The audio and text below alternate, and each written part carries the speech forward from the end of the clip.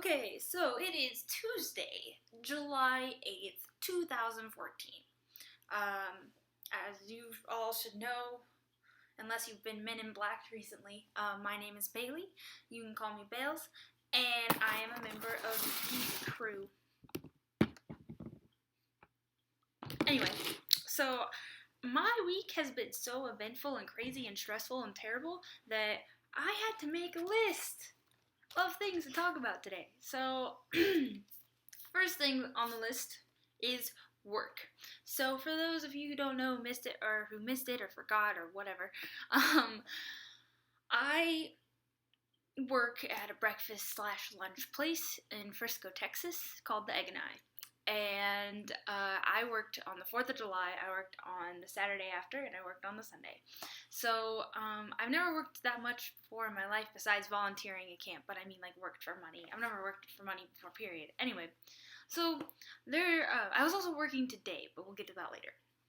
So I usually work at a team of 3 on the weekends, and it was the 4th of July. That was crazy. There were just a lot of people there. Apparently, a lot of people like to eat breakfast on the 4th of July. I've always seen it as a barbecue day, but maybe that's just because I'm from Kansas City and that's all barbecue. But I mean, we're in Texas right now, so they should be all about barbecue too. Texans are weird. What else?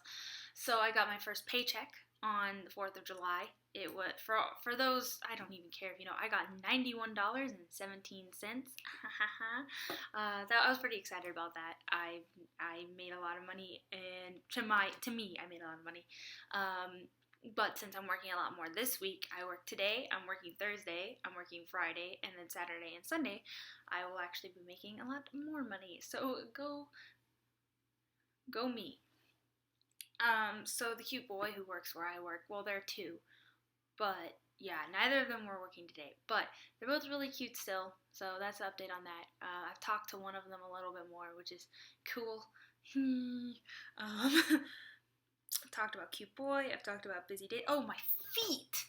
Oh, my God, who knew that standing for 5.5 hours made your feet ache so much? Oh, gosh. And I even have comfortable shoes. Like, I have comfortable shoes. And my feet want to strangle me at the end of every single day. I don't understand. Which brings me to Sunday. On Sunday, which was the 6th of July, that's when AP scores became available for Texans at, what was it? It was 10 o'clock. It was 10 o'clock in the morning. So I had my phone with me at work, Scandy, and I decided to check my AP scores right then and there. So I hid behind the counter for like 5 minutes trying to log into the dang thing, and so that was incredibly terrible. But then the most mind-blowingly amazing thing in my entire life, maybe, parentheses there, maybe, happened. I got 3 5s. I took 3 AP tests this year: AP English Language and Composition, AP US History, and AP Art History, and I got a 5 on each and every single one of those. And you know what? I may sound like I'm bragging, but I'm actually really freaking happy about it. So, go me. It was really exciting to get 3 5s. My mom cried when I sent her the picture of, like, the screenshot of that web page, and I almost started crying. I did kind of start frog hopping because I was crouched on the ground behind the counter, and I was kind of like behind the counter hopping around. So I'm sure that was an interesting sight for all the patrons of the restaurant I work in. Yeah, that was really freaking exciting. I barely expected 1 5, let alone 3. I mean, this is gonna sound bad, but like, I know I'm a smart person, but tests like that just make me insane. And so you add those 3 5s to the fact that I managed to get a 31 on my ACT, and I don't know about the SAT yet. I'm retaking that to make sure, but I've done actually pretty well on my SAT. I'm not gonna let you guys know what that is yet. It was mind-blowing and amazing, and that's the true mark of a nerd, let me tell you.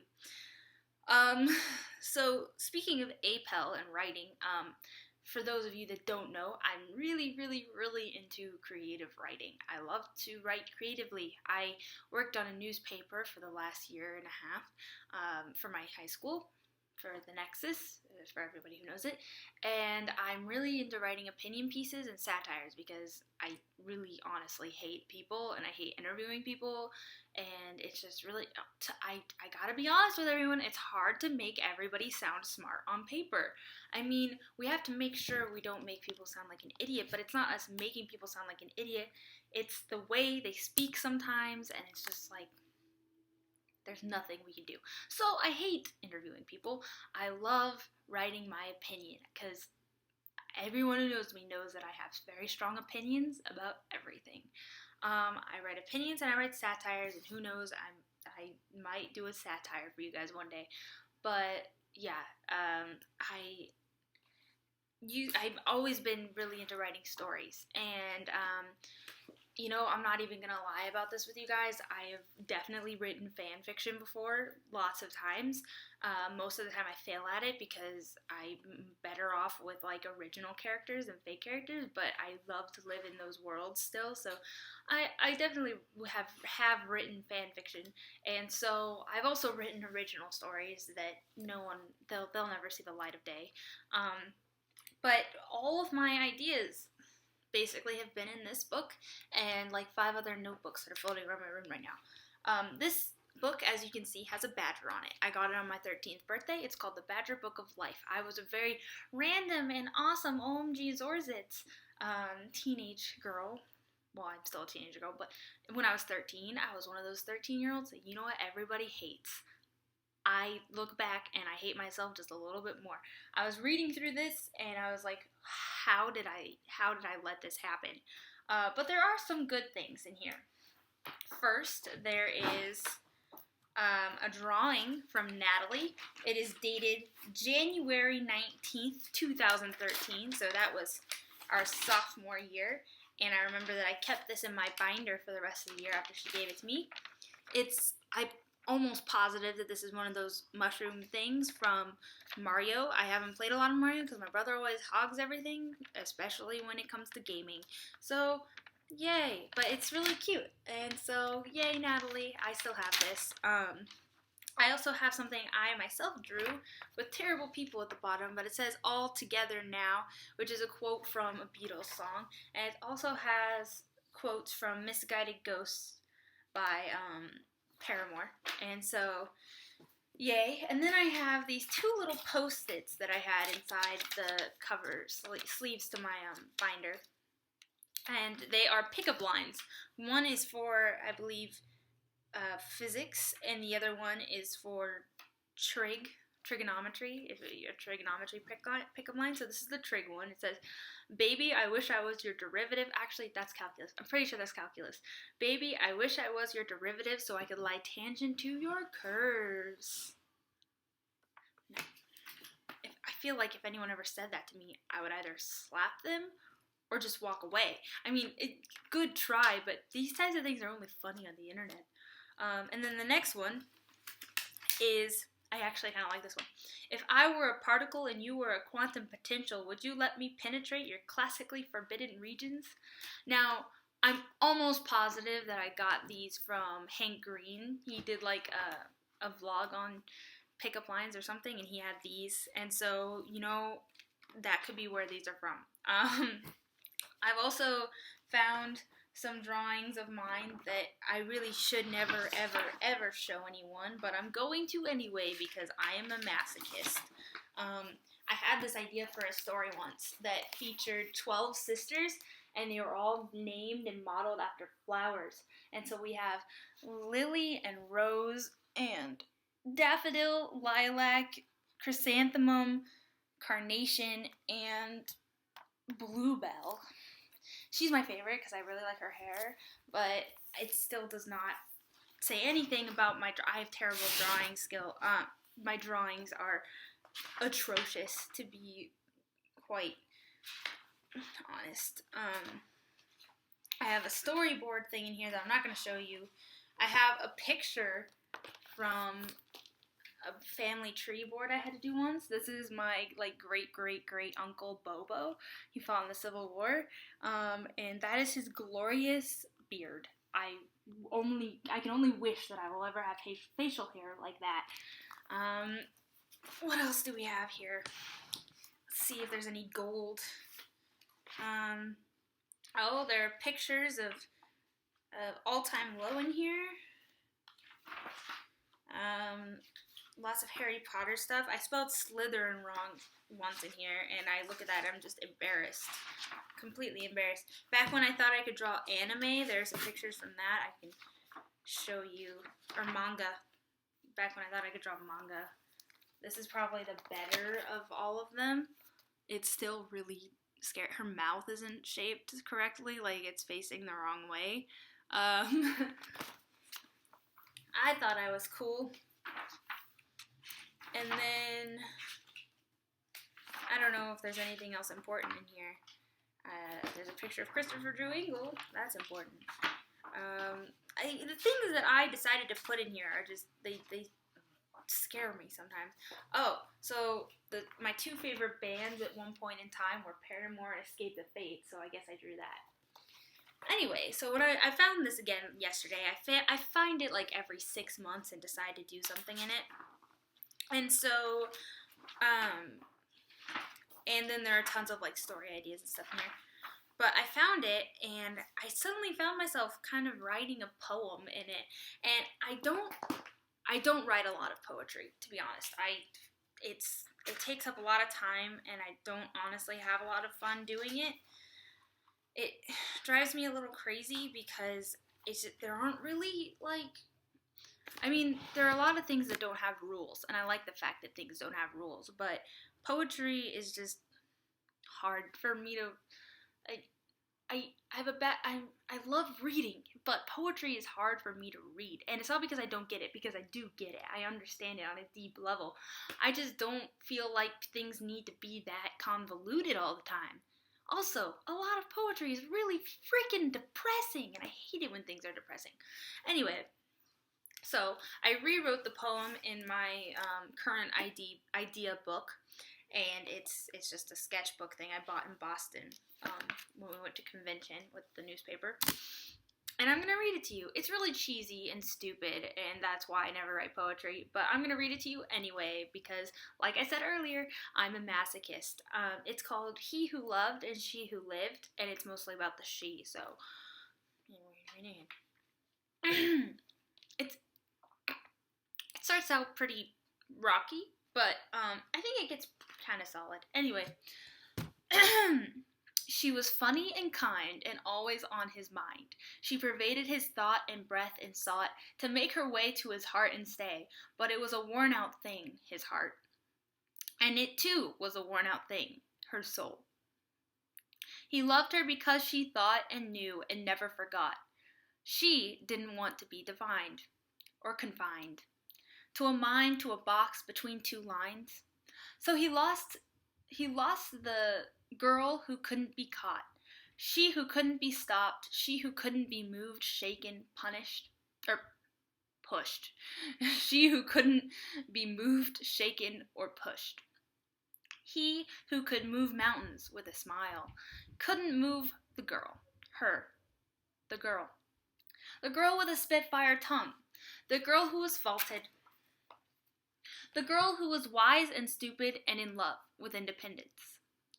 Once she was she who loved, but she who couldn't be moved, couldn't be stopped, couldn't be stirred. Defiance and courage and pride and determination. She wanted things. She wanted to do things. She wanted him. But she who couldn't be stopped, she who couldn't be shaken or stirred, she wanted life too. She scoffed at shackles and chains and expectations. She was sure of its loves, concrete and worthwhile in whirlwind nature. But she deserved more than love. She whose dreams and curiosities filled the damn sky, and then some. She whose aspirations were a force of their own. Sure, she was she who loved, but she was also the girl who knew. She who knew there was more. Life is love and sacrifice and ambition and imagination and success. Balance is the key. She is she who chose risk. She is she who embraced freedom. She is she who picked all of life. It isn't romantic. It isn't sexy. It isn't less or more. It's life. And that was this week's crappy poem by Baleigh. Yay! Oh wait, I need to find my list again. My list of things to talk about because I actually forgot what I was going to talk about next. There's lots of other junk in here. I might get to that later. There's junk in here, there's junk in there, there's junk in all the notebooks up there, so I'll get to all of that eventually.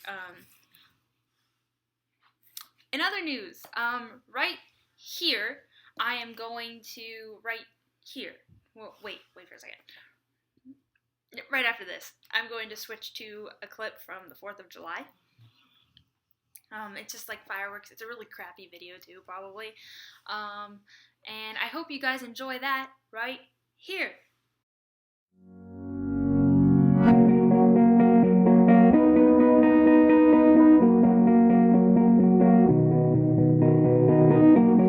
Give me that love I've been waiting for, yeah. Catch my hand, I'll be fighting for, yeah. Let me in, yeah, let me get closer. Keep me running wild, I can feel it all over. Catch my hand, I'll be fighting for, yeah. All this time been tripping and slipping around. You got me now, I'm swimming in clouds.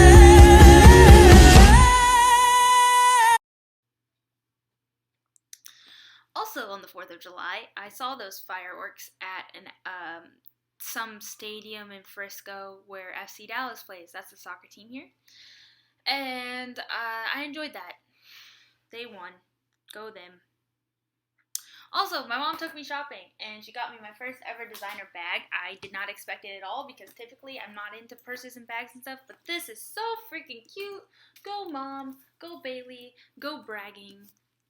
It still smells like the store. Onward.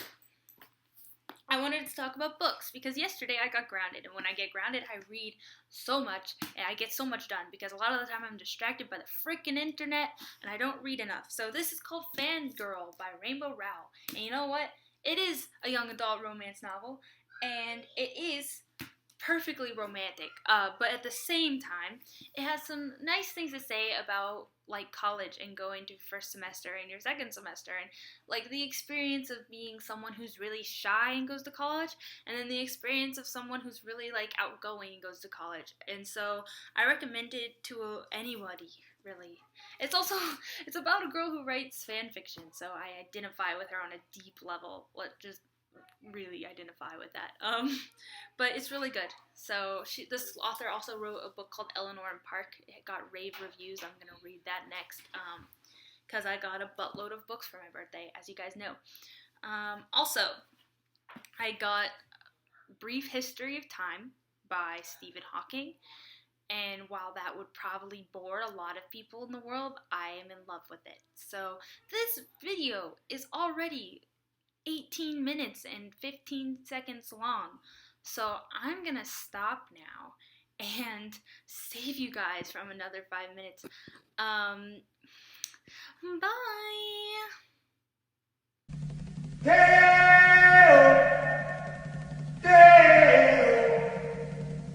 Daylight come and me want go home. Me say day.